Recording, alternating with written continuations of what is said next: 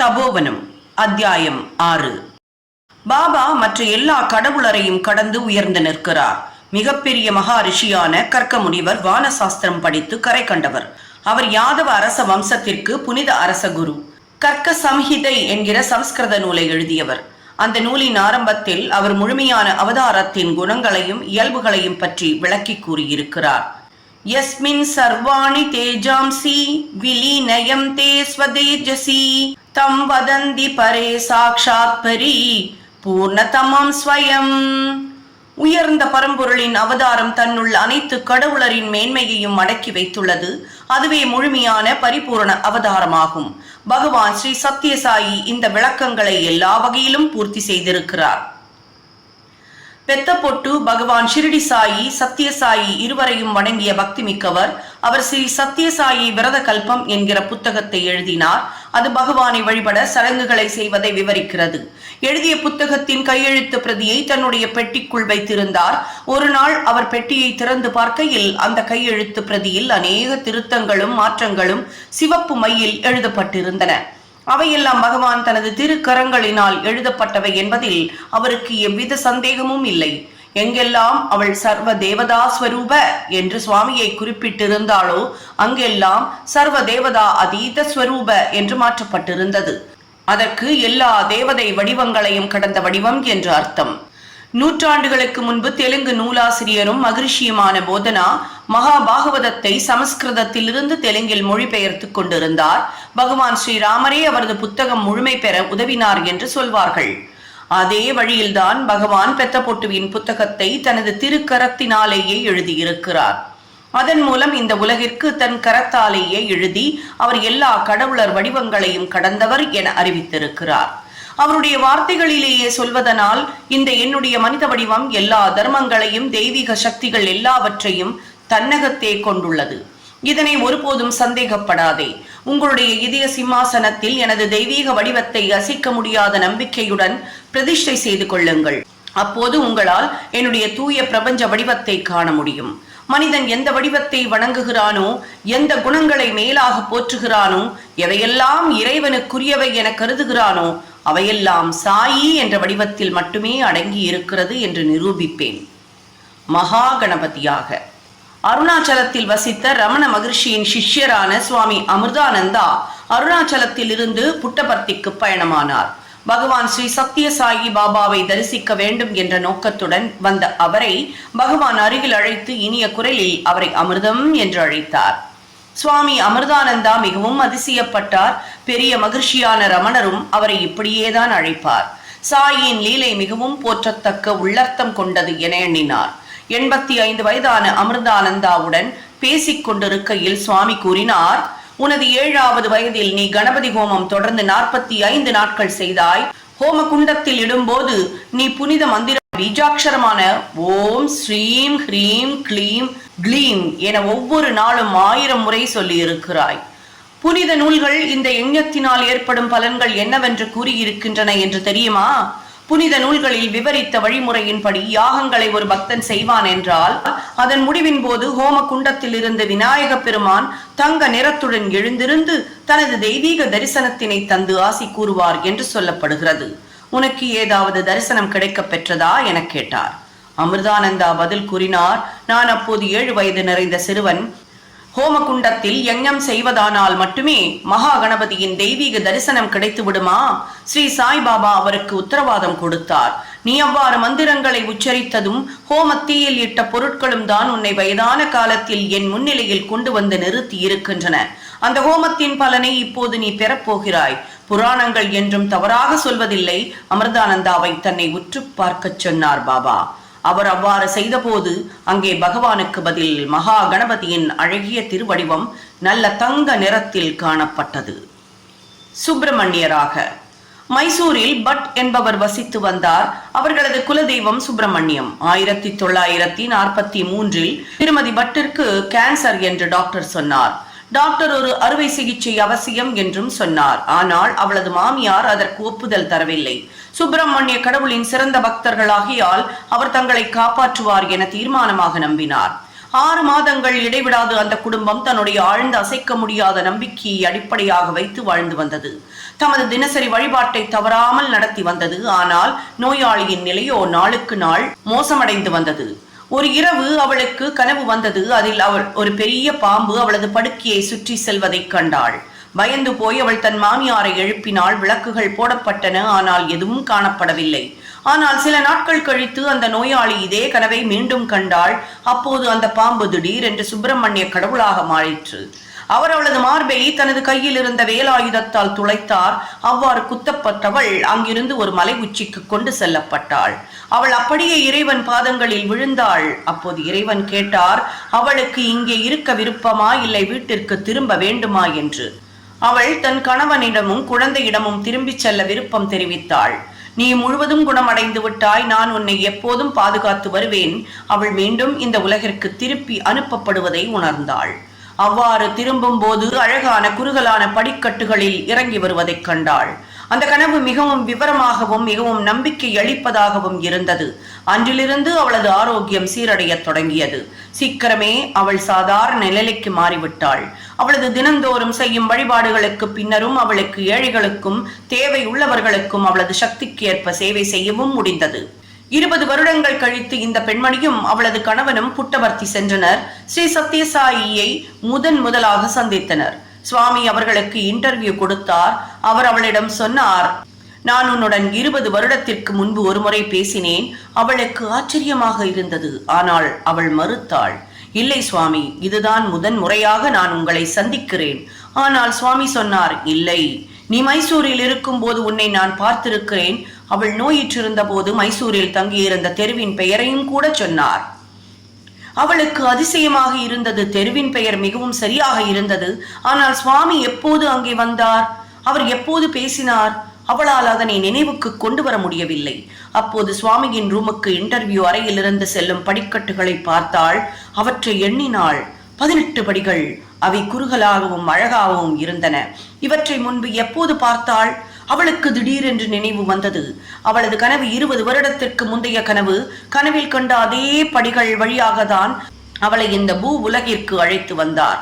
ஒரு வினாடியில் அவள் தனக்கு நேர்ந்த அனுபவத்தில் இருந்து மீண்டு வருவதற்குள் சுவாமி தனது கையசைப்பில் சுப்பிரமணிய கடவுளின் அழகான திருவடிவத்தை உருவாக்கி கொடுத்தார். அதில் சுப்பிரமணியர் நகைகளுடனும் நாகங்களுடனும் அலங்கரிக்கப்பட்டு ஒரு ரதத்தில் அமர்ந்திருக்கிறார். அவர் அந்த வடிவத்தை அவளது நன்றி பொங்கும் கரங்களில் வைத்தார். அவளுக்கு புரிந்தது, எப்போதும் கருணையே வடிவமான பாபாதான் சுப்பிரமணிய கடவுளும் என்பது. யாரைத்தான் பூஜை செய்கிறோமோ அவர்தான் இவர் என்று தம் கண்ணில் பொங்கிய அளவு கடந்த நீரால் பாபாவின் தாமரை பாதங்களை மகிழ்ச்சியுடன் கழுவினாள். இன்று சுப்பிரமணிய கடவுளுக்காக தனி கோவில் ஒன்று அவரது மூத்தவரான மகாகணபதி கோவிலுக்கு பக்கத்தில் பிரசாந்தி நிலையத்தில் இருக்கிறது. அந்த திருவடிவம் அங்கே பகவான் சத்யசாயி பாபாவால் 21 செப்டம்பர் 1997 அன்று பிரதிஷ்டை செய்யப்பட்டது. ஜெய் சாய்ராம். பரமசிவனாக பெல்லாரியின் முனிசிபல் சேர்மன் ராமராஜு சத்தியத்தை காண உரவகொண்டாவிற்கு வந்தார். அந்த நாட்களில் சத்தியத்தை ராஜு எனவும் அழைப்பார்கள். ராமராஜு சேஷமராஜுவிடம் சொன்னார், அடுத்த முறை பள்ளி விடுமுறை நாட்களில் உங்கள் ராஜுவை எங்களுடன் பெல்லாரியில் வைத்துக் கொள்ள விரும்புகிறோம். நீ உன்னுடைய சகோதரனை சாமானியனாக எண்ணுகிறாய், அது தவறு. எனது இதயம் அவனது தூய்மையாலும் அவனது முகத்தில் காணப்படும் பிரகாசத்தாலும் நெகிழ்ந்து போகிறது. அவனிடம் ஒரு தெய்வீக பெரும் பிரகாசம் தெரிகிறது. ஆகவே தயவு செய்து அவனை கூட்டிக் கொண்டு வந்து எங்களுடன் சில நாட்கள் தங்குங்கள். அப்போதெல்லாம் சேஷமராஜு தன் இளைய சகோதரனின் அசாதாரணமான நடவடிக்கைகளால் மனம் நொந்து போயிருந்தார். அதனால் இடமாற்றம் ஏதாவது மாற்றத்தை கொண்டு வரும் என நம்பினார். சத்தியத்தின் மன ஆரோக்கியமும் சீரடையலாம் என நம்பினார். ஆகவே ராமராஜுவின் அழைப்பை ஏற்று பெல்லாரி சென்றனர். ஒரு நாள் அவர் ஹம்பிக்கு செல்ல ஒரு ஏற்பாடு செய்திருந்தார். அதாவது முன்னாளில் விஜயநகர சாம்ராஜ்யத்தின் தலைநகராக இருந்த இடம். அங்கிருக்கும் மிக பிரசித்தி பெற்ற விருப்பாட்சகர் கோவிலை காண வேண்டும் என்ற அவளுடன் ஹம்பி பயணம் துவங்கியது. எல்லோரும் கோவிலுக்குள் சென்றனர், சத்தியத்தை தவிர. சத்தியம் வயிறு சரியில்லை என சொல்லி கோவிலுக்குள் செல்லாமல் வெளியே தங்கிவிட்டார். ஆகவே மற்றவர்கள் எல்லாம் கோவிலுக்குள் சென்றனர். கோவிலின் அர்ச்சகர் சிவபெருமானுக்கு கற்பூர ஆரத்தி எடுத்தார். அப்போது பக்தர்கள் எல்லாம் கர்ப்ப கிரகத்தில் சிவபெருமானுக்கு பதில் சத்தியம் இருப்பதை கண்டனர். சேஷமராஜுவிற்கு கோபம் வந்தது. அவர் நினைத்தார், சத்தியம் கோவிலுக்குள் வரமாட்டேன் என சொல்லிவிட்டு எப்படியோ யாருக்கும் தெரியாமல் உள்ளே நுழைந்துவிட்டு கர்ப்ப கிரகத்தில் இறைவனுக்கு பதிலாக இவன் இருக்கிறான். இது சுத்த ஏமாற்று வேலை. தான் நினைத்தது தவறா அல்லவா என கண்டுபிடிக்க வெளியே சென்று எங்கே சத்தியம் என பார்க்க போனார். அங்கே சத்தியம் ஒரு மரத்தின் அடியில் நின்று கொண்டிருந்தார். சேஷமராஜுவிற்கு இன்னமும் நம்பிக்கை ஏற்படவில்லை. அவர் வெளியே நின்று சத்தியத்தின் மேல் ஒரு கண் வைத்துக் கொண்டு இன்னொருவரை உள்ளே சென்று கர்ப்ப கிரகத்தில் என்ன நடக்கிறது என பார்த்து வரும்படி கூறினார். சென்று பார்த்தவர் கோவில் கர்ப்ப கிரகத்தில் இன்னும் சத்தியம் இருப்பதாக கூறியதும் ஆச்சரியம் அடைந்தார். வெளியே மரத்தடியில் சத்தியம் நின்று கொண்டிருக்கும் போது உள்ளேயும் கர்ப்ப கிரகத்தில் சத்தியமா? வேதங்கள் சொல்வது போல அந்தர்பகிஷ்சத் தத் சர்வம் ஸ்வாப்ய நாராயண ஸ்திததக, உள்ளும் புறமும் இருக்கும் நாராயண் எங்கும் நிறைந்தவர், எல்லா இடத்திலும் ஒரே நேரத்தில் காணப்படுவார். அந்த குழுவில் இருந்த அனைவரும் சத்திய நாராயணனும் அப்படியே எங்கும் நிறைந்தவர், எல்லா இடத்திலும் ஒரே நேரத்தில் காட்சியளிக்கிறார் என்பதை கண்ணார கண்டு களித்தனர், மனம் நெகிழ்ந்தனர். இதில் முக்கியமாக கவனிக்க வேண்டியது, அந்த சமயத்தில் பகவான் தன்னை அவதாரம் என வெளி உலகிற்கு அறிவிக்கவில்லை. அந்த குழுவில் இருந்த அனைவரும் மிகுந்த சந்தோஷத்துடன் கோவிலை விட்டு வெளியே வந்து சத்தியத்தின் முகத்தை பார்த்தனர். ஆனால் அந்த திருமுகம் எதுவும் அசாதாரணமானது நடக்கவில்லை என்பது போல சாதாரணமாக இருந்தது. சுவாமி விபூதி சிருஷ்டித்து தருவார் என்பது எல்லோருக்கும் தெரியும். அவர் தினந்தோறும் அதிக அளவில் விபூதி உருவாக்கி அனைவருக்கும் கொடுப்பது வழக்கம். விழா நாட்களில் உதாரணமாக சிவராத்திரி அன்று பாபா ஷிரடி பாபாவின் உருவச்சிலைக்கு அபிஷேகம் செய்வார். சாதாரணமாக அபிஷேகங்கள் தண்ணீரை வைத்துதான் நடக்கும். ஆனால் பாபாவின் அபிஷேகமோ விசித்திரமானது. தண்ணீருக்கு பதில் ஒரு காலி வெள்ளி குடத்திலிருந்து நிறைய விபூதியை சிருஷ்டித்து அபிஷேகம் செய்வார். அந்த விபூதி தீர்ந்து போகாது, விடாமல் கொட்டிக்கொண்டே இருக்கும். ஒரு முக்கியமான நிகழ்ச்சியை பற்றி இங்கே குறிப்பிட வேண்டும். பிரசாந்தி மந்திருக்கு வெளியே இருக்கும் திறந்த வழியில் மேடையின் நடுவில் ஒரு இடம், சாந்தி வேதிகா என அழைக்கப்படும் அந்த இடத்தில் உயர்ந்த பீடம் ஒன்று அமைக்கப்பட்டது. அந்த பீடத்தில் 4 அடி உயரமுள்ள ஷிரடி சாயின் வெள்ளியினாலான உருவச்சிலை வைக்கப்பட்டது. ஸ்ரீ கஸ்தூரி அந்த சிலைக்கு அந்த பக்கம் நின்று ஒரு காலி வெள்ளிக்குடத்தை விக்கிரகத்தின் சிரசின் மேற்புறம் பிடித்துக் கொள்வார். அதற்கு அடுத்த பக்கத்தில் பகவான் சத்தியசாயி நின்று கொண்டு தனது வலது கரத்தை குடத்தினுள் விட்டு கையை சுழற்றுவார். அவ்வப்போது வலது கையை எடுத்துவிட்டு இடது கையை குடத்தினுள் விட்டு சுழற்றுவார். அதன் மூலம் விபூதி குடத்தினுள் இருந்து மழையாக பொழியும். அந்த விக்கிரகம் விபூதியால் முழுமையாக மூடப்படும். பக்தர்கள் பக்தி பரவசத்தில் ஆழ்ந்து மகிழ்ச்சியினால் கரவொலி எழுப்பி உற்சாகம் அடைவார்கள். அதன் பிறகு ஸ்ரீ சத்யசாயி ஷிரடி சாயின் தலையையும் முகத்தையும் துணியால் துடைப்பார். தனது கையசைப்பில் ஒரு மரகதத்தை உருவாக்கி அதனை அந்த சிலையின் முன் நெற்றியில் வைத்து அழுத்தினார். அது அப்படியே ஒட்டி கொண்டது. அது மூச்சை முட்ட வைக்கும் அற்புத செயல். இத்தகைய மகத்தான அற்புத செயல்களில் நாம் ஆழ்ந்து விட வேண்டியதுதான். நம்மை மறந்து தெய்வீகத்திடம் ஒன்றுவிட்டால் நமக்கு அத்தகைய அற்புத செயல்களை காண ஆசிர்வதிக்கப்பட்டிருக்கிறோம் என புரிந்து கொள்ள முடியும். அந்த சிவராத்திரி தினத்தன்று பக்தர்கள் சுவாமியின் வயிற்றில் உருவாகி பகவான் வாயிலிருந்து ஆத்மலிங்கம் வெளிப்பட்டு வருவதை கண்டார்கள். ஸ்ரீ சாயி அருளுரையை பொழிந்து கொண்டிருந்தார். பக்தர்கள் எமை கொட்டாமல் மிகுந்த கவனத்துடன் கேட்டுக்கொண்டிருந்தார்கள். பக்தர்கள் பஜன் உறக்க பாடத் தொடங்கினார்கள். ஸ்ரீ சாயிக்கு வியர்வை பொங்கியது. அவர் அடிக்கடி தண்ணீர் குடித்தார். அவரது வயிற்றில் சில அசைவுகள் தென்பட்டன. சுவாமி வலி இருப்பது போல் இப்படியும் அப்படியும் புரண்டு துடித்தார். பஜன்கள் மிக வேகமாக உற்சாகத்துடன் பாடப்பட்டது. ஆத்மலிங்கம் வயிற்றிலிருந்து மேல் நோக்கி நகரத் தொடங்கியது. அது அவரது தொண்டையை அடைத்து திடீரென்று அவரது வாய் வழியாக வெளியே வந்தது. பாபா அந்த ஒளிரும் லிங்கத்தை தனது திறந்த உள்ளங்கையில் ஏந்தி பிடித்து உயர்த்தி காட்டினார். அங்கிருந்த ஆயிரக்கணக்கான பக்தர்கள் காண வேண்டும் என்பதற்காக. அந்த பெரிய லிங்கம் அவர் வாய் வழி வெளிவரும்போது அவரது வாயின் 2 பக்கமும் சற்று கிழிந்து அதில் இரத்தத்தின் கரை தெரிந்தது. பகவான் பார்வையாளர்களிடம் பேசினார். லிங்கம் உருவாவதன் உள்ளர்த்தத்தை விளக்கினார். உங்களால் தெய்வீகத்தின் முழுமையான இயல்பை புரிந்து கொள்ள முடியாது. அதன் சக்தியையும் பெருமையையும் கூட புரிந்து கொள்ளுதல் கடினம். அது தொடவோ காணவோ முடியாதது.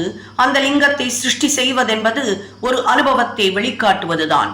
உங்களால் புரிந்து கொள்ளும் அளவிற்கு இத்தனை எளிமையாக நடத்தப்பட்டது. உங்களுடனே இருக்கும், உங்கள் மத்தியில் இருக்கும் தெய்வீகத்தை புரிந்து கொள்ள வேண்டும் என்பதற்காகவே.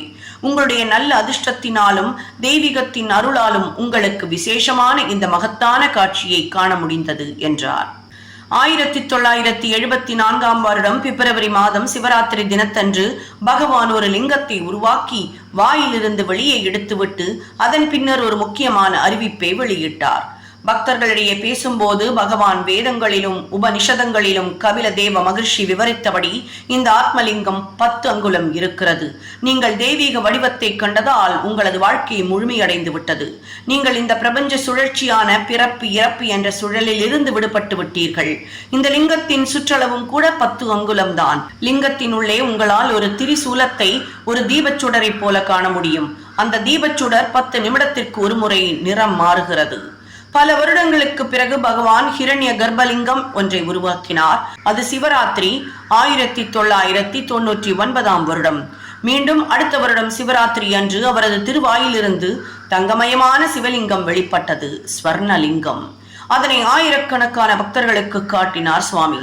சாயி குல்வந்த் ஹாலில் கூடியிருந்த பக்தர்கள் மகிழ்ச்சியின் உச்சத்திற்கே சென்று விட்டனர். ஸ்ரீராமனாக 1972 வருடம் பிருந்தாவனத்தில் கோடைக்கால வகுப்புகள் துவங்க இருந்தன. மாணவ மாணவிகள் மொத்தம் 800 பேர் நாட்டின் பல பகுதிகளிலிருந்து தெரிவு செய்யப்பட்டு வைட்ஃபீல்டில் கூடியிருந்தார்கள். ஈஸ்வரம்மா சுவாமியின் உத்தரவை கோரி மற்ற பெண்டிருடன் பிருந்தாவனத்தில் கோடை பயிற்சி முகாமில் கலந்து கொண்டார். அவருக்கு தங்குவதற்கு சுவாமி தங்கியிருந்த கட்டிடத்தில் கீழ்ப்பகுதி ஒதுக்கப்பட்டிருந்தது. பயிற்சியாளர்கள் தினந்தோறும் அதிகாலையில் எழுந்து விடுவார்கள். அதன் பிறகு ஓம்காரம், பக்தி பாடல்கள், யோகாசனங்கள், பஜனைகள், ஏழைகளுக்கு சேவை என பல வகையான செயல்பாடுகளில் ஈடுபடுவார்கள். இதில் பங்கெடுத்துக் கொண்டவர்கள் எல்லோரும் மிகவும் உற்சாகமாகவும் மகிழ்ச்சியாகவும் நடந்து கொண்டார்கள். ஈஸ்வர அம்மாவிற்கு இதெல்லாம் ஒரு விழாக்கால நிகழ்ச்சிகளாக இருந்தது. வித்யின் தெய்வமான சரஸ்வதியின் கோவிலில் நடைபெறும் திருவிழாவை போல உணர்ந்தார் அவர். பயிற்சி முகாமின் 11ஆம் நாள் ஈஸ்வர அம்மாவிற்கு உடல் சிலிர்க்கும் அனுபவம் ஒன்று ஏற்பட்டது. அடுத்த நாள் காலை அவர் பெத்தப்பொட்டுவிடம் சென்றாள். பெத்தப்பொட்டுவை ஷிரடி அம்மா என்று கூட அழைப்பார்கள். ஈஸ்வரம்மா மிகவும் குதூகலமாக காணப்பட்டார். அவர் பெத்தப்பொட்டுவிடம் சொன்னார், நான் எனக்கு ஏற்பட்ட மிக உன்னதமான அனுபவத்தை உன்னிடம் சொல்ல வேண்டும். ஆனால் இதை யாரிடமும் சொல்ல மாட்டேன் என்று சத்தியம் செய்ய வேண்டும் என்றார். பெத்தப்பொட்டு அனுசரணையாக அவர் அருகே நகர்ந்து உட்கார்ந்தாள். ரகசியமாக என்ன அந்த அனுபவம் என கேட்டாள். ஈஸ்வரம்மா கூறினார், நம் சுவாமி உண்மையிலேயே கடவுள்தான், எனக்கு எந்த சந்தேகமும் இல்லை. பெத்தப்பொட்டு வாய்விட்டு சிரித்தாள். ஈஸ்வரம்மா, இதில் சிரிப்பதற்கு என்ன இருக்கிறது என கேட்டாள். பெத்தப்பொட்டு அவளுக்கு ஆறுதலாக சொன்னால், இல்லை இல்லை, நீங்கள் சொன்ன வார்த்தைகளை கேட்டு நான் சிரிக்கவில்லை. இந்த உண்மை இப்போதாவது உங்களுக்கு தெரிந்ததே என்ற சந்தோஷத்தில் தான் சிரித்தேன் என்றாள். ஆனால் அதை விடுங்கள், இந்த உண்மை உங்களுக்கு எப்படி அனுபவம் ஆயிற்று என்று ஈஸ்வர அம்மா கேட்டாள். உனக்கு தெரியும், கடந்த 4 நாட்களாக எனக்கு ஜுரம் அதிகமாக இருந்தது. நேற்றிரவு சுவாமி என்னிடம் வந்தார். பெத்தப்பொட்டு குறுக்கிட்டாள். அது கனவா? இல்லை என்றாள் ஈஸ்வரம்மா. பெத்தப்பொட்டு குறுக்கிட்டாள். அது கனவா என்று கேட்க, இல்லை என்றாள் ஈஸ்வரம்மா. என்னால் தூங்க முடியவில்லை. படுக்கையில் புரண்டு புரண்டு படுத்துக் கொண்டிருந்தேன். சுவாமி என் அருகே வந்தார். எனக்கு எப்படி இருக்கிறது என கேட்டார். எனக்கு உடல் முழுவதும் வலி என்று அவரிடம் கூறினேன். அதன் பிறகு நான் உனக்கு எப்படி சொல்வேன்? அவர் நான் தினந்தோறும் காணி சுவாமி இல்லை. ஒரு கணத்தில் அவர் ஸ்ரீராமனாக மாறிவிட்டார். தலையில் கிரீடம், கையில் கோதண்டம் என்ற வில்லுடன் அவர் என் பக்கத்தில் நின்றிருந்தார். நான் திகைத்து போனேன். ஆனால் அவரை வணங்கினேன். நான் மிகவும் பிரயாசப்பட்டு எழுந்து படுக்கையில் உட்கார முயற்சித்தேன். அதிலிருந்து எழுந்துவிட முயற்சித்தேன். ஆனால் அது என்னால் முடியவில்லை. சில வினாடிகளில் பகவான் ஸ்ரீராமராக இருந்தவர் நமது சுவாமியாக மாறிவிட்டார். அவர் மென்மையாக சிரித்தார். எனக்கு விபூதி பிரசாதம் கொடுத்தார். பிறகு அவர் கூறினார், கவலைப்படாதே, ஜுரம் மறைந்துவிடும் என்று சொல்லிவிட்டு போனார். பெத்தப்பொட்டு மகிழ்ச்சியாக இருந்தாள். சுவாமி உன்னை ஆசிர்வதித்திருக்கிறார். என்ன ஒரு மறக்க முடியாத அனுபவம். ஈஸ்வரம்மா முழுமையாக விழித்திருந்தாள். அவளது நினைவு சரியான நிலையில்தான் இருந்தது. அப்போதுதான் சுவாமி அவளுக்கு ஸ்ரீராமனாக காட்சி தந்தார். அவர் உண்மையிலேயே அதிர்ஷ்டசாலி, ஆசிர்வதிக்கப்பட்டவர். அவருக்கு அதற்கு அடுத்தடுத்த நிகழ்ச்சிகளை நோக்குங்கால் அவை ஈஸ்வரம்மாவின் ஆத்மா உயர் பரம்பொருளுடன் ஒன்றி விடுவதற்கான அறிகுறிகளாக தென்பட்டன. அதற்கு அடுத்த நாள் மே மாதம் 6ஆம் தேதி 1972 வருடம் காலை 6 மணிக்கு கோடை முகாம் பயிற்சிக்கு வந்தவர்கள் காலை நகர் சங்கீர்த்தனத்தை முடித்துவிட்டு திரும்பும் போது சுவாமி அவர்களுக்கு பால்கனியில் நின்று ஆசி வழங்கினார். பிறகு அவர் ஸ்நானம் செய்ய போனார். இதற்கிடையில் ஈஸ்வரம்மா குளித்துவிட்டு காலை சாப்பிடும் ஒரு கப் காப்பியை சாப்பிட்டு விட்டு உட்புற வராந்தாவில் அமர்ந்து கொண்டு ஓய்வெடுத்துக் கொண்டிருந்தார். திடீரென்று அவள் குளியல் அறை பக்கம் நோக்கி சுவாமி சுவாமி என்று உரத்த குரலில் கதறினாள். அத்துடன் அப்படியே சாய்ந்து விட்டார். சுவாமி குளியல் அறையிலிருந்து நான் வருகிறேன் வருகிறேன் என குரல் கொடுத்தார். அவ்வளவுதான். ஈஸ்வரம்மாவின் கடைசி மூச்சு பிரிந்தது. 1983 வருடம் மே மாதம் 6ஆம் தேதி ஈஸ்வரம்மாவின் நினைவு திடீரென்று சுவாமி பேசினார். ஈஸ்வரம்மாவின் விசேஷ குணங்களை மற்றவர்களை விட அவர் எப்படி மாறுபட்டவராக இருந்தார் என்பதையும் விளக்கிவிட்டு அவருடைய மரணம் எப்படிப்பட்டது என்பதையும் கூறினார். சாதாரணமாக அத்தகைய தருணங்களில் ஒருவரது மனம் அவருடைய நகைகளையும் விலை உயர்ந்த பொருட்களையும் பற்றியதாக இருக்கும். சில பேருக்கு மட்டும்தான் சுவாமியின் நினைப்பு வருவதற்கு கொடுப்பினை இருக்கும். கீழ்ப்பகுதியில் அமர்ந்திருந்த அவர் சுவாமி சுவாமி என உரக்க குரல் கொடுத்ததும் நான் உடனே பதில் கொடுத்தேன், நான் வருகிறேன், நான் வருகிறேன் என்று. அதற்குள் அவளது உயிர் பிரிந்தது. இந்த நிலை எப்படி இருக்கிறது என்றால், கஜேந்திரன் உரத்த குரலில் வேண்டியதற்கு பதில் சொல்லும் முகமாக அந்த இடத்திற்கு மகாவிஷ்ணு விரைந்ததை நினைவுபடுத்துகிறது. 2 மின்கம்பிகள் ஒன்றை ஒன்று தொட்டால் பளீரென்று ஒரு கணத்தில் ஒன்றாக உருகி ஐக்கியமாகிவிடும். அந்த கடைசி தருணத்தில் ஈஸ்வரம்மாவின் மகள் வெங்கம்மாவும் அவளது பெண் சைலஜாவும் அவர் அருகில் இருந்தனர். ஆனால் ஈஸ்வரம்மாவோ சுவாமிக்காக தான் கதறினாள். இது அவளது பக்தியையும் தர்மத்தையும் மிக உன்னத முறையில் எடுத்து காட்டுகிறது. இத்தகைய எண்ணங்கள் அவரது இடைவிடாத சாதனையின் பரிசாக அவளுக்கு கிடைத்தன. அனைவரும் பின்பற்றுவதற்கு ஏற்ற சிறந்த உதாரணம் இது என்றார் சுவாமி. ஷியாம சுந்தரனாக திருவண்ணாமலையில் ரமண மகர்ஷியுடன் பல வருடங்கள் சுவாமி காருண்யானந்தா இருந்திருக்கிறார். பிறகு சில வருடங்கள் மலையாள சுவாமியுடன் திருப்பதிக்கு அருகிலுள்ள கோகர்ப்பம் என்ற இடத்தில் இருந்திருக்கிறார். 1927 அவருக்கு சிவானந்த சுவாமியார் ரிஷிகேசத்தில் தீட்சை கொடுக்கப்பட்டு சந்நியாசியாக உருவானார். அவர் எத்தனையோ ஆன்மீக சடங்குகளை செய்தவர். பிறகு ராஜமந்திரியில் கோதாவரி கரையில் கௌதமி ஜீவகாருண்ய சங்கம் என்று ஒன்றை ஸ்தாபிதம் செய்து ஏழைகளுக்கும் வசதியற்றவர்களுக்கும் நிறைய சேவை செய்து வந்தார். ஆன்மீகமாக அவர் தன்னை உருவாக்கி கொண்டதற்கும் மனித குலத்திற்கு தொண்டாற்றியதற்கும் அவருக்கு ஸ்ரீ சத்யசாயி பாபாவுடன் நெருங்கிய பழகவும் வாழவும் பாக்கியம் கிடைத்தது. ஒருமுறை ஸ்ரீ சாயி காருண்யானந்தாவை தனது அறைக்கு வந்து உறங்கச் சொன்னார். ஆனால் தனது குரட்டை விடும் பழக்கத்தால் காருண்யானந்தா சுவாமியின் அழைப்புக்கு உடனே அடிபணிய முடியாமல் தயங்கினார். சுவாமி அவரிடம் அதை பற்றியெல்லாம் கவலைப்படாமல் தன் அறையில் வந்து உறங்குமாறு கூறினார். காருண்யானந்தா அதன் பிறகு கூறினார், ஸ்ரீ சாயி எப்போதும் தூங்குவதில்லை. தனது இடதுபுறமாக சாயி படுக்கையில் படுத்திருப்பார். அவருடைய கண்கள் எப்போதும் பாதி திறந்திருக்கும். அவருக்கு தன்னை சுற்றி என்ன நடைபெறுகிறது என்பது நன்றாகவே தெரியும். பகவான் அன்றிரவு காருண்யானந்தாவிற்கு ஒரு மறக்க முடியாத அனுபவத்தை கொடுத்தார். சுவாமி தனது படுக்கையில் அமர்ந்திருந்தார். காருண்யானந்தா தரையில் தனது படுக்கையை விரித்து போட்டு அதில் படுத்துறங்கினார். சிறிது நேரம் கழித்து அவர் எழுந்து உட்கார்ந்து சுவாமியின் படுக்கையை நோக்கி தன் பார்வையை செலுத்தினார். ஆச்சரியப்படும்படியாக அந்த படுக்கையில் சுவாமிக்கு பதிலாக பாலகிருஷ்ணரின் திருவடிவம், அதாவது குழந்தை கண்ணன் காணப்பட்டது. அந்த குழந்தை சுவாமியின் படுக்கையில் படுத்தபடி அழகான நீல நிறம் ஒளிரக் காட்சி தந்தது. காருண்யானந்தா அந்த அற்புத காட்சியை வியப்புடன் பார்த்தார். நம்ப முடியாமல் தன் கண்களை கசக்கி விட்டுக்கொண்டு மீண்டும் மீண்டும் மீண்டும் உன்னிப்பாக கவனித்தார். தான் விழித்திருக்கிறோமா என்று தன்னைத்தானே சோதித்துக் கொண்டார். அவரது புலன்கள் எல்லாம் அவரது கட்டுப்பாட்டில் தான் இருக்கின்றனவா எனவும் சோதித்துக் கொண்டார். அதில் எவ்வித சந்தேகமும் இல்லை. அங்க பாலகிருஷ்ணன் தான் பாபாவின் படுக்கையில் படுத்திருந்தார். சில வினாடிகள் கழித்து பாலகிருஷ்ணனுக்கு பதில் பாபா படுத்திருந்தார். காருண்யானந்தா பிறகு கூறினார், நான் பார்த்தது நிச்சயம் கற்பனை அல்ல. நான் முழுமையாக விழித்திருந்தேன். அங்கே நான் கண்டது நிச்சயம் பாலகிருஷ்ணன் தான். அது மட்டுமல்ல, பாலகிருஷ்ணன் ஸ்ரீ சாயியாக மாறுவதையும் கவனித்தேன். பகவான் சத்திய சாய்பாபா தனது தெய்வீகத்தை வெளிப்படையாக கூறுவதும் இல்லை, காட்டுவதும் இல்லை. ஒருவேளை இவ்வாறெல்லாம் செய்தால் தாங்க முடியாத கூட்டம் உலகின் எல்லா பகுதிகளிலிருந்தும் வந்து கூடிவிடும் என்று நினைக்கிறாரோ என்னவோ. சாயி ஸ்ருதி பகவானின் கொடைக்கானல் வாசஸ்தலம். அங்கே மாணவர்களுடன் பேசுகையில் அவர் ஒரு தெய்வீக ரகசியத்தை வெளியிட்டார். கடவுள் ஸ்ரீராமன் நாராயணனே இந்த பூமிக்கு மனித வடிவம் தாங்கி ஸ்ரீ சத்யசாயியாய் அவதரித்திருக்கிறார். இதனை புரிந்து கொண்டு ஒப்புக்கொள்ளுங்கள். ஸ்ரீராமரையும் ஸ்ரீ கிருஷ்ணரையும் போல இதுவும் ஒரு பூர்ண அவதாரம்தான். எத்தனையோ மகிழ்ச்சிகளையும் ஆன்மீக வழிகாட்டுகளையும் தெய்வ சக்தி அடிக்கடி இங்கே அனுப்பி வைத்திருக்கிறது. ஆனால் நீங்கள் இங்கே காண்பது பிரபஞ்ச முழுமை பூமியில் இறங்கிய அவதாரம். புத்தரை போல ஆந்திர பிரதேசத்தில் ஹைதராபாத்தில் டாக்டர் பாலகிருஷ்ணா தலைமையில் விஞ்ஞானிகளின் மாநாடு நடைபெற்றது. அதில் ஒரு ஜப்பானிய விஞ்ஞானியும் வந்திருந்தார். டாக்டர் பாலகிருஷ்ணா அவரை தனது இல்லத்திற்கு வருமாறு அழைப்பு விடுத்தார். அங்கே அந்த ஜப்பானிய விஞ்ஞானி பகவான் பாபாவின் கலர் போட்டோவை முதன்முறையாக பார்த்தார். உடனே ஆகர்ஷிக்கப்பட்டார். கோவில் மாதிரியான அந்த வீட்டில் இந்த புகைப்படம் மட்டும் தனிப்பட்டு பிரதானமாக அலங்கரிக்கப்பட்டிருந்தது கண்டார். வந்தவர் இந்த படம் டாக்டர் பாலகிருஷ்ணனின் மதிப்பிற்குரிய முன்னோர்களின் படமாக இருக்கக்கூடும் என எண்ணினார். அவர்கள் பேசிக் கொண்டிருந்த போது டாக்டர் பாலகிருஷ்ணா பகவான் ஸ்ரீ சத்ய சாயியின் தெய்வீகத்தை பற்றி எடுத்து கூறி பாபா கடவுளின் அவதாரம் எனவும் கூறினார். ஏதோ ஒரு சந்தர்ப்பமாக அமைவது போல பகவான் பாபா அன்று ஹைதராபாத்தில் இருந்தார். 2 விஞ்ஞானிகளும் அவருடைய தரிசனத்திற்கு சென்றனர். சுவாமி இருவரையும் அன்பாக இன்டர்வியூ அறைக்குள் அழைத்தார். சுவாமியின் அருகில் இருப்பது புதிதாக வந்த விஞ்ஞானிக்கு தான் ஒரு தெய்வீக சூழலில் இருப்பதைப் போல தோன்றியது. சுவாமி அவரை பார்த்து மென்மையான முறையில் முறுவலித்தார். பிறகு தன் கையை அசைத்து அதில் ஒரு மனித இதயம் ஒன்றை உருவாக்கினார். அதை அவருக்கு காட்டினார். விஞ்ஞானிக்கு ஒன்றும் புரியவில்லை. ஆச்சரியப்பட்டார்.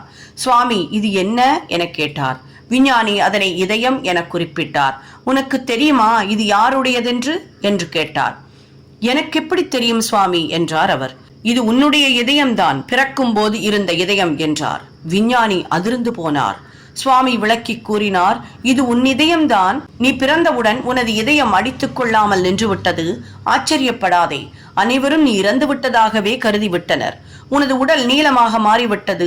உனது தந்தை கடவுள் மீது நம்பிக்கையும் பக்தியும் உடையவர். அவர் உன்னை எனது காலடியில் வைத்து பிரார்த்தனை செய்தார். கடவுளே, நான் ஒரு குழந்தைக்காக உன்னிடம் மிகவும் மனமுருகி வேண்டினேன். இதுதானா நீ எனது பிரார்த்தனைகளுக்கு இறங்கியதற்கு அடையாளம்? இந்த இறந்த உடலால் எனக்கு என்ன பயன் என வினவினார். நான் உடனே உனது இதயத்தை சரி செய்து உனது வாழ்க்கையை மீட்டுக் கொடுத்தேன். ஜப்பானிய விஞ்ஞானியின் வயதோ பாபாவுடைய வயதை விட அதிகம். அவரது தந்தை புத்த பகவானிடம்தான் பிரார்த்தனை செய்தார். இந்த ரகசியம் அவரது பெற்றோர்களை தவிர வேறொருவருக்கும் தெரியாது. ஆகவே அந்த விஞ்ஞானி பல நூற்றாண்டுகளுக்கு முன் வாழ்ந்த பகவான் புத்தரே ஸ்ரீ சாயி பகவானாக மீண்டும் அவதாரம் எடுத்திருக்கிறார் என தீர்மானமான முடிவிற்கு வந்தார். இயேசு பிரானாக. அமெரிக்காவை சேர்ந்த ரோமன் கத்தலிக் தம்பதியினர் பகவானை பற்றி கேள்விப்பட்டு புட்டபர்த்தி வந்தனர். பிரசாந்தி நிலையத்தில் சுவாமியை பார்த்தபோது அவரது மென்மையான உருவம் அவர்களது கவனத்தை முழுமையாக கவர்ந்தது. தங்களின் மேல் சக்தி வாய்ந்த ஆன்மீக கதிர்கள் வீசப்படுவதை உணர்ந்தனர். அவர்கள் மனம் இனம் புரியாத ஆனந்தத்தில் திளைத்ததை எண்ணி அவர்கள் ஆச்சரியமும் மகிழ்ச்சியும் ஒரே நேரத்தில் அனுபவித்தனர். பாபாவின் கண்களால் அந்த மனிதன் முழுமையாக ஆக்கிரமிக்கப்பட்டான். பாபாவின் திருக்கண்கள் அன்பு நிறைந்தவை, இதயமும் அன்பால் நிறைந்தது. அவனை பொறுத்தவரையில் இயேசுபிரானே பூமிக்கு மறு அவதாரம் எடுத்து வந்திருக்கிறார் என கருதினான். அவ்வாறே தன் மனைவியிடமும் சொன்னான். அவன் மனைவி அவனுடைய உற்சாகத்திற்கு ஏற்ப நடந்து கொள்ளவில்லை. இது என்ன தப்பாக பேசுகிறீர்கள்? நாம் ரோமன் கத்தோலிக்குகள். இந்த ஹிந்துதான் ஜீசஸ் என்று சொல்வது உங்களுக்கே தகுமா? இந்த விஷயத்தில் நான் உங்களுடன் ஒத்துப்போகவில்லை. அவள் சாயியை விட்டு விலகியே இருந்தாள். ஒரு நாள் சுவாமி அந்த தம்பதியரை இன்டர்வியூவுக்கு அழைத்தார். அவனுக்கு அடங்காத உற்சாகம். அவன் மனைவி மௌனமாக சற்று தள்ளி அமர்ந்திருந்தாள். இன்டர்வியூ முடியும் நேரம் வந்தது. அவன் சுவாமியிடம் மிகவும் அடக்கமாக கேட்டான், நான் தங்களை புகைப்படம் எடுத்துக் கொள்ளலாமா சுவாமி? சுவாமியும் ஒப்புக்கொண்டார். அந்த மனிதனும் சில புகைப்படங்கள் எடுத்துக்கொண்டான். அவர்கள் வீடு திரும்பியதும் இந்த பிலிம் சுருள் கழுவப்பட்டு பிரிண்ட் போடப்பட்டது. ஆனால் அதில் அவர்கள் கண்டது ஸ்ரீ சத்யசாயியே அல்ல, கருணையே வடிவான ஜீசஸ் கிரைஸ்ட் தான் அதில் காணப்பட்டார். அவர்களுக்கு ஆச்சரியமாக இருந்தது. அந்த பெண்மணிக்கு அதிக வருத்தமாக இருந்தது. ஜீசஸ் கிரைஸ்ட் மனித வடிவில் தன் கண் முன்னே ஸ்ரீ சத்யசாயியாக இருந்தும் புரிந்து கொள்ள முடியவில்லையே என வருந்தினாள். அந்த வினாடியிலிருந்து அவளும் சுவாமியின் பக்தையானாள் என்பது சொல்ல தெரிய வேண்டியதில்லை. ஒரு பக்தர் கேட்டார் சுவாமியை, ஜீசஸ் திரும்ப வருவேன் என சத்தியம் செய்திருக்கிறார், தாங்கள் தான் அந்த ஜீசஸா? சுவாமி அவருக்கு விளக்கினார். ஜீசஸ் தான் வருவதாக சொல்லவில்லை. அவர் உண்மையில் என்ன சொன்னார் என்றால், அவரை எந்த கடவுள் பூமிக்கு அனுப்பினாரோ அவர் வருவார் என கூறினார். அது மட்டுமல்ல, அவர் ஒரு ஆட்டை காட்டினார். ஆடுகள் கத்துவது பாபா என்றுதான். ஜீசஸ் அந்த பெயரில்தான் இறைவன் இந்த பூ உலகத்திற்கு வருவான் என குறிப்பிட்டார். ஆனால் அவரை பின்பற்றி வந்தவர்கள் அவர் கூறியதை சரியாக புரிந்து கொள்ளவில்லை. நான் தான் ஜீசஸை பூமிக்கு அனுப்பி வைத்தேன் என்றார் பாபா.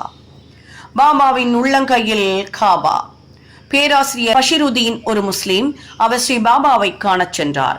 பகவான் ஒரு லாக்கெட்டை உருவாக்கி அதை அவருக்கு பரிசாக கொடுத்தார்.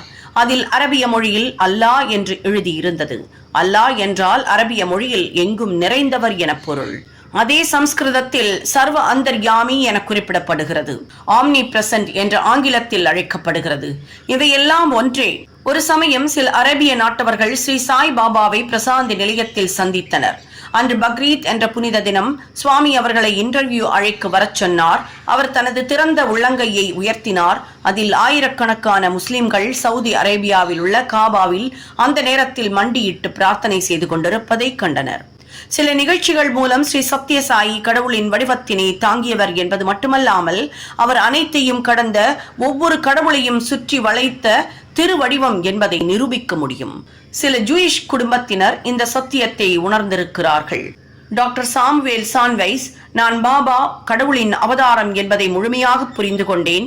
ஹிந்து, கிறிஸ்டியன், ஜூயிஷ் புத்தகங்களில் கடவுளை பற்றி எவ்வாறு வர்ணிக்கப்படுகின்றனவோ அவையெல்லாம் கதைகள் அல்ல, கற்பனைகள் அல்ல, அவையெல்லாம் சத்தியம். அவையெல்லாம் கடவுள் தனது தெய்வீக சக்தியால் தேவையான நேரத்தில் மீண்டும் அவதாரம் எடுக்க முடியும் என்பதை கூறுகின்றன என்றார். தத்தாத்ரேயராக 1978 வருடம் சிவராத்திரி தினம் சாய்பாபா ஊட்டியிலிருந்து பெங்களூருக்கு காரில் வந்து கொண்டிருந்தார். நிறைய பக்தர்களும் மாணவர்களும் அவரை பின்தொடர்ந்து காரில் வந்து கொண்டிருந்தனர். திருமதி ரதன்லால் பாடியா தினமும் பாபாவிற்காக பெங்களூரில் சமைப்பவர் கூட அந்த கூட்டத்தில் இருந்தார். ஒரு இடத்தில் அந்த கார் வரிசையை நிறுத்தச் சொல்லி பாபா காரை விட்டு இறங்கினார். எல்லோரும் ஒரு இடத்தில் உட்கார்ந்து ஓய்வெடுத்துக் கொண்டிருக்கையில் பாபா அவர்களிடம் ஆன்மீக விஷயங்கள் பற்றி பேசத் தொடங்கினார். அவர் ஒரு மாணவனிடம் பேசினார். அந்த மாணவனுக்கு பாபாவின் மேல் சந்தேகமும் தவறான எண்ணங்களும் இருந்தன.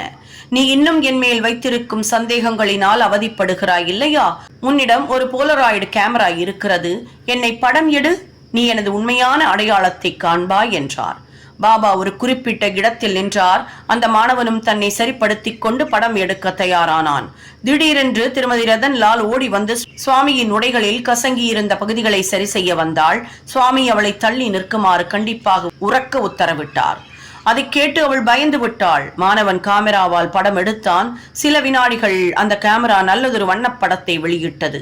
அது தத்தாத்ரேயரின் திருவடிவம், 3 சிரசுகள், பிரம்மா, விஷ்ணு, மகேஸ்வரன் திருமுகங்கள். அந்த படத்தில் 4 நாய்களும் தத்தாத்ரேயரின் அருகில் ஒரு பசுவும் கூட காணப்பட்டன. அந்த படத்தை பகவானிடம் காட்டிய போது அவர் திருமதி ரதன்லாலிடம், உனக்கு இப்போது புரிகிறதா உன்னை ஏன் படம் எடுக்கும் போது விலகி இருக்கச் சொல்லி கட்டளையிட்டேன் என்று? அந்த நேரத்தில் என்னிடம் இருந்து மிக சக்தி மிகுந்த கதிர்கள் வெளிப்பட்டுக் கொண்டிருந்தன. அவற்றின் தாக்கத்தை உன்னால் தாங்கி இருக்க முடியாது. சத்யசாயி உயர்ந்த பரம்பொருள், சிருஷ்டி, ஸ்திதி, லயம் 3ற்கும் ஆதாரம். இந்த சத்தியத்தை தான் பகவான் தான் எல்லாம் கடந்த தெய்வீகம் என்பதை பிரம்மா, விஷ்ணு, மகேஸ்வரன் ஆகியோரின் திருவடிவமாய் தத்தாத்ரேயராய் காட்சியளித்து நிரூபித்தார். ஜெய் சாய்ராம். எனது மனித வடிவம் அனைத்து கடவுளரது தெய்வீக சக்திகளையும் உள்ளடக்கியது. ஸ்ரீ சத்யசாயி ஒருமுறை அறிவித்தார், நான் உங்களுடன் கலந்து பழகும் போதும், உங்களைப் போல சாப்பிடும் போதும், உங்களுடன் பேசும் போதும் நீங்கள் என்னை சாதாரண மனித பிறவி என்ற தவறான எண்ணத்தை ஏற்படுத்திக் கொள்ள முடியும். நீங்கள் அந்த தவறை செய்தீர்களானால் நீங்கள் துன்பத்தில் மாட்டிக்கொண்டு மாயையில் விழக்கூடும். நீங்கள் எப்போதும் விழிப்புடன் இருக்க வேண்டும். அந்த அபாயத்திலிருந்து தப்பிக்க வேண்டும். மாயை வலையும் என்னால் உருவாக்கப்பட்டதுதான். ஆகையால் நான் உங்களுடன் பாடலாம், பேசலாம், உங்கள் அனைத்து செயல்பாடுகளிலும் பங்கு கொள்ளலாம், அதன் மூலம் மாயையை உருவாக்கலாம். ஆனால் எந்த கணத்திலும் நான் திடீரென்று எனது தெய்வீகத்தை வெளிக்காட்டலாம். ஆகவே நீங்கள் விழிப்புடன் இருக்க வேண்டும். எப்போதும் அந்த வியத்தகு கணத்திற்காக காத்திருக்க வேண்டும் என்றார். இது எனது மனித வடிவம் எல்லா நம்பிக்கைகளையும் உள்ளடக்கியது. அனைத்து கடவுளரது சக்திகளையும் உள்ளடக்கியது. எந்த பெயராலும் சரி, எந்த வடிவமானாலும், எந்த சக்தியை மனிதன் கடவுளரிடம் இருப்பதாக எண்ணுகிறானோ அவை அனைத்தும் சத்யசாயிக்கு மட்டுமே சொந்தமானவையே அன்றி வேறு எவருக்கும் அல்ல. நீங்கள் செய்யும் அனைத்து பிரார்த்தனைகளும் அர்ப்பணிப்புகளும் என்னையே வந்தடைகின்றன. இதனை நான் எந்தவிதமான சந்தேகமும் இன்றி நிரூபிக்க முடியும். அதனால்தான் எனது பேச்சுகளில் எப்போதும் அல்லாஹ், ஜீசஸ், ஜெகோவா, ராமா, கிருஷ்ணா, ஈஸ்வரா, சாயி ஆகிய பெயர்கள் யாவும் எந்தவித வேறுபாடுமின்றி என்னையே குறிக்கின்றன என வலியுறுத்துகிறேன். இறைவன் இந்த உலகத்திற்கு மனித வடிவில் வரும்போது இறைவனை பற்றிய உண்மையை உணர்ந்து கொள்வது, அதுவும் அவரது வெளிப்புற வடிவத்தை பார்த்து புரிந்து கொள்வது மிகவும் கடினம். மனிதன் உடனே அவதாரத்தின் வெளிப்புற வடிவை உலகியலோடும் தனது உடலோடும் ஒப்பிட்டு பார்க்க தொடங்கி இரண்டுமே ஒரே மாதிரியானவைதான் என்ற தவறான நம்பிக்கைக்கு வருகிறான். உங்களுக்கு உண்மையை சொல்ல வேண்டுமானால் இந்த மனிதகுலம் முழுவதும் தீவிரமாக 1000 வருடங்கள் முயற்சி செய்து கடினமான சாதனைகளை பயன்படுத்தினாலும் எனது உண்மையான தத்துவத்தை புரிந்து கொள்ள முடியாது. உங்கள் முன்னே நின்றிருக்கும் புனித பெயரும் புனித வடிவமும் கொண்ட இந்த தெய்வீக சக்தியின் கருணையே பெற்றீர்கள் என்றால் உங்களால் உயர்ந்த தெய்வீகத்தை புரிந்து கொள்ள முடியும். உங்களுக்கு இந்த வாய்ப்பு கிடைத்திருப்பது என்பது மிகவும் அரிதானதொன்று. புகழ்பெற்ற மகரிஷிகள், துறவிகள், யோகிகள் மற்றும் புனிதர்கள் அடைந்ததைக் காட்டிலும் மிகவும் அரிதான பாக்கியம் உங்களுக்கு கிடைத்திருக்கிறது. இந்த உண்மையை மறக்காதீர்கள் என்றார் பாபா. சுவாமி இந்த உலகம் முழுவதும் ஊடுருவி இருக்கிறார். லீலா, ஹோமர் தம்பதிகள் கலிபோர்னியாவில் வசித்து வந்தனர். ஹோமர் சேட்டலைட்டை மேலே அனுப்பும் ஒரு நிறுவனத்தில் வேலை செய்து வந்தார். 1973 லீலா இந்திரா தேவி அவளுடன் கூடிய குழுவுடன் சேர்ந்து, அதாவது இந்திரா தேவி மெக்சிகோ நாட்டை சேர்ந்த சுவாமியின் பக்தை, புட்டபர்த்திக்கு சுவாமி தரிசனத்திற்காக வந்தாள். ஹோமர் மனதில் ஒரு தீர்மானம். தன் மனைவி லீலா புட்டபர்த்தியில் இருக்கும் அதே சமயத்தில் புட்டபர்த்தியை சேட்டலைட் மூலமாக படம் எடுக்க வேண்டும் என்று எத்தனையோ படங்கள் சேட்டலைட் மூலமாக பூமியிலிருந்து 200 மைல் உயரத்திலிருந்து எடுக்கப்பட்டன. உயரம் அதிகமானதால் எதுவும் தெளிவாக தெரியவில்லை. மனித குடியிருப்புகள், மலைகள், வீடுகள் ஆகியவை எதுவும் புகைப்படங்களில் தெரியவில்லை. ஆனால் அவற்றில் காணப்பட்ட மங்கலாக இருந்த ஒரு அடையாள கீற்றல்களுக்கும் புள்ளிகளுக்கும் கருப்பும் வெள்ளையுமாய் கலந்த நிறமுடைய அந்த படங்களில் எதுவுமே புரியவில்லை. லீலா புட்டபர்த்தியிலிருந்து வந்ததும் அந்த புகைப்படங்களை பார்த்தால் அவளுக்கு மிகவும் ஏமாற்றமாக இருந்தது. நடுத்தர வகுப்பை சேர்ந்தவர்களாதலால் $60 இந்த மாதிரியான படங்கள் எடுத்து வீணாக்கி இருக்க கூடாது என்று நினைத்தாள். நிறைய வருடங்கள் ஓடிவிட்டன. சில சாயி பக்தர்கள் இந்திரா தேவியின் மகளது திருமணத்திற்கு செல்வதற்காக வந்தவர்கள் ஹோமர் வீட்டிற்கும் வந்தனர். அவர் அப்போது ஒரு சாயி புத்தக சாலை ஒன்றை நடத்தி வந்தார். அந்த புத்தக சாலையில் எத்தனையோ சாயியின் படங்கள் மாட்டப்பட்டிருந்தன. வந்திருந்த சாயி பக்தர்கள் சுவாமியின் படத்தில் காட்டிய உற்சாகத்தை பார்த்து ஹோமர் சேட்டலைட்டில் எடுத்த படங்களை காட்டினார். அவர்கள் அந்த படத்தை மிக உன்னிப்பாக கவனித்துவிட்டு, இதோ ஸ்ரீ சத்ய சாய் பாபா என ஒரு பெண்மணி கத்த அனைவரும் அவளை சூழ்ந்து கொண்டனர். ஆர்வம் தூண்டப்பட்டது. ஒவ்வொருவரும் புகைப்படங்களை துருவி துருவி ஆராய்ந்தனர். முன்பு ஹோமருக்கும் லீலாவிற்கும் புரியாத பேட்ச் மற்றும் பொட்டுகள் அனைத்தும் கூட்டாக சேர்ந்து பகவான் பாபாவின் பக்கவாட்டு தோற்றம் தெளிவாக தெரிந்தது. அந்த உருவம் இப்போது மிகவும் தெளிவாக புரிந்தது. தலையில் கிரீடம் போன்ற தலைமுடி, கண்கள், மூக்கின் அமைப்பு, கன்னத்தில் இருக்கும் மச்சம் எல்லாமே ஆச்சரியப்படும்படி தெரிந்தன. மனம் மயக்கும் சுவாமியின் முகத்தை இப்போது தெளிவாக பார்க்க முடிந்தது. ஹோமர் கணக்கு போட்டார். அவர் எடுத்த படங்கள் நீளவாட்டில் 40 மைல்களும் குறுக்கில் 20 மைல்களும் என 800 சதுர மைல் பரப்பளவில் எடுக்கப்பட்டிருந்தன. இத்தனை சதுர மைல் பரப்பளவில் சுவாமியின் முகம் ஆட்கொண்டிருக்கிறது என்றால் அவனால் ஆச்சரியப்பட மட்டுமே முடிந்தது. அவனது கணக்குப்படி சுவாமி பல சதுர மைல்கள் பறந்திருந்த போதும் அவர் கண்கள் பிரசாந்தி நிலையத்தை கவனித்துக் கொண்டிருப்பதை காண முடிந்தது. 1978 வருடம் ஹோமர் புட்டபர்த்தி வந்து பகவானை தரிசிக்க வந்தார். அவரால் சுவாமியின் தலையை சுற்றி வட்டமாக ஆரா என்கிற ஒளிவட்டத்தை காண முடிந்தது. அவர் நிறைய புகைப்படங்கள் எடுத்து அவற்றை சுவாமியிடம் காட்டினார். பகவான் இனிமையான புன்முறுவல் பூத்த வண்ணம் சொன்னார், நீ கிருஷ்ணர் அர்ஜுனனிடம் சொன்னது போல இவையெல்லாம் எனது தெய்வீக உருவாக்கங்களில் மிக சிறியவை என்று. இல்லை இல்லை, நேத்தி நேத்தி. ஒரு சமஸ்கிருத பாடல் உள்ளது. ஏதோ வாச்சோ நிவர்தந்தே அபிராப்யமானசாசக ஆனந்தம் பிரம்மணோ வித்வான் நபிபேதி கிருதஸ்சனேதி. பிரபஞ்ச முழுமை என்பது ஐம்புலன்களாலும் அறிய முடியாதது, மனதாலும் புரிந்து கொள்ள முடியாதது. ஒரு தீவிர பக்தனால் மட்டுமே புரியாத இந்த பிரபஞ்ச உயர்ந்த உண்மையை புரிந்து கொண்டு அதன் மூலம் முக்குணங்களையும் கடந்த ஆனந்தத்தை அறிய முடியும். அப்போது அவன் எந்தவித பயத்திற்கும் ஆட்படாது மேலேயும் கடந்திருந்து தொடர்ந்து ஆனந்தத்தை அனுபவிக்கிறான். இந்த மகத்தான ஆன்மீக தத்துவத்தை பகவான் ஒரு சாதாரணமான விசித்திரமான உதாரணத்தின் மூலம் விளக்குகிறார். சீதை, ராமர், லக்ஷ்மணன் ஆகியோர் பரத்வாஜ மகரிஷியின் ஆசிரமத்தை அடைந்தனர். அப்போதிருந்த வழக்கப்படி ரிஷிகள் எல்லாம் ஒரு குழுவாகவும் அவர்களது மனைவியர் மற்றும் இதர பெண்டிர் மற்றொரு குழுவாகவும் தள்ளி அமர்வது நடைமுறை. இப்போது போல் அனைவரும் கலர்ந்து அமர்வதில்லை. அங்கு சென்றதும் சீதை பெண்டிர் இருக்கும் பக்கம் சென்றாள். ராமனும் லக்ஷ்மணனும் ரிஷிகள் பக்கத்தில் உட்கார்ந்தனர். ராமனும் லக்ஷ்மணனும் துறவிகள் உடையை உடுத்தினர். ஆனாலும் அவர்களது தேஜஸாலும் அவர்கள் ரிஷிகளைப் போலவே இருந்தனர். இதில் ராமனையும் லக்ஷ்மணனையும் பிரித்து அறிவது அசாத்தியம். ஆனால் சீதையிடம் அதிக மாற்றமில்லை. அதனால் ரிஷி பத்னிகளால் அவளை அடையாளம் காண முடிந்தது. அவளுக்கு அருகில் உட்கார்ந்து எந்தவித சிரமமும் இன்றி அவளுடன் மிக சுலபமாக பேசத் தொடங்கினர். பெண்கள் எப்போதுமே இயல்பாகவே கொஞ்சம் ஆவலுடனும் பேசுவதற்கு ஆசையுடனும் இருப்பார்கள். அடுத்த பக்கத்தில் ரிஷிகள் வேதாந்த விசாரத்தில் மூழ்கி பேசிக் கொண்டிருந்தனர். இங்கே பெண்கள் ரகசியமாய் பேசிக் கொண்டிருந்தனர். அவர்கள் சீதையை கேட்டனர். அன்புள்ள சீதா தேவி, உனது கணவரும் வந்திருக்கிறாரா? அவள் பதில் சொன்னாள், நான் அவருடன் தான் வந்திருக்கிறேன். அவர் ரிஷிகளுடன் உட்கார்ந்திருக்கிறார். பெண்கள் கேட்டனர், அங்கே உட்கார்ந்திருக்கின்ற 2 பேரில் யார் உனது கணவன்? அந்த கூட்டத்தில் சீதை எழுந்து நின்று தன் கணவனை சுட்டிக்காட்ட முடியுமா? அவள் மிகவும் அடக்கமானவள், மேன்மையானவள், பதிவிரதை. சரியான பதில் சொல்ல முடியாததால் அவள் தலை குனிந்து மௌனமாக இருந்தாள். ஆனால் மற்ற பெண்டிர் அவளை விடுவதாக இல்லை.